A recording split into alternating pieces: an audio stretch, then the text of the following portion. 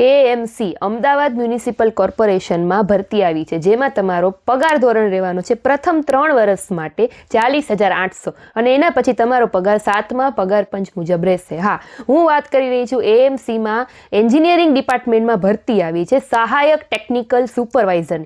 કુલ 474 ખાલી જગ્યા ઉપર ભરતી છે, જેમાં તમારી એજ લિમિટ 30 વર્ષથી વધારે ના હોવી જોઈએ અને ક્વોલિફિકેશનની જો વાત કરું તો તમે બેચલર એન્જિનિયરિંગ ઇન સિવિલ એટલે કે તમે સિવિલ એન્જિનિયરિંગ કરેલું હોવું જોઈએ અથવા તો તમે ડિપ્લોમા ઇન સિવિલ એન્જિનિયરિંગ કરેલું હશે, એટલે કાં તમે ડિગ્રી ઇન સિવિલ એન્જિનિયરિંગ કાં પછી ડિપ્લોમા ઇન સિવિલ એન્જિનિયરિંગ, તો તમે આના ફોર્મ છે ભરી શકશો. એજ લિમિટ મેં જેમ કીધી એમ 30 વર્ષથી વધારે ના હોવી જોઈએ, બરાબર. હવે પગાર ધોરણ મેં કીધું એમ કે પહેલા 3 વર્ષ માટે તમારો પગાર ધોરણ રહેવાનો છે 40,800.